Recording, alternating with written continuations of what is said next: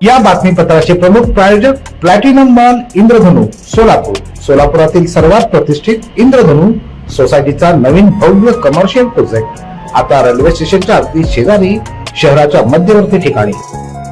सांगवी बुद्रुक इथं चक्क आधार कार्ड मध्ये फेरफार झाल्याचा आरोप करण्यात आलाय।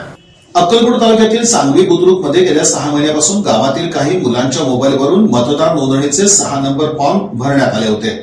या फॉर्म भरती वेळी गावातील रहिवासी यांचे आधार कार्ड आणि फोटो मागवून त्याचे फॉर्म मोबाईलवरून भरण्यात आले आणि यामध्ये आधार कार्डच्या समोरील बाजू एकाची आणि आतील बाजू दुसऱ्याची असा फेरफार करून जवळपास 160हून अधिक बोगस मतदारांची नोंद झाल्याचा आरोप पत्रकार परिषदेमध्ये सतपाळ भोसले, प्रवीण घाडगे आणि बबन गायकवाड यांनी केला।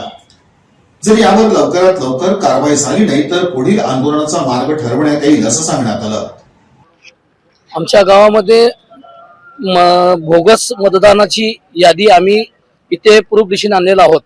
आमच्या गावामध्ये जवळपास 100 ते 80 ते 100 मतदानाची बोगस यादी आमच्याकडे सापडलेली आहे।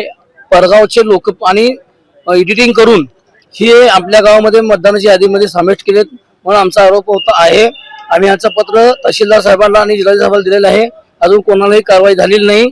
जर कारवाई नाही झाली तर आम्ही उपोषण रास्ता रोको हे आम्ही करणार आहोत।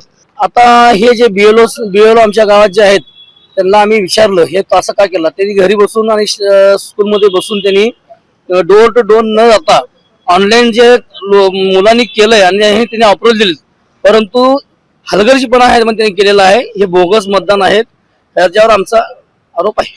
प्रॉपर लोकांना प्राधान्य द्यावं, परगावचे लोक आणून एडिटिंग करून डुप्लिकेट काम करू नये हीच आमची अपेक्षा आहे। यावेळी पत्रकार परिषदेस आधार कार्डचे केलेले फेरफार, मतदार नोंदणीमधील नावं हे सर्व पुरावे दाखवण्यात आले।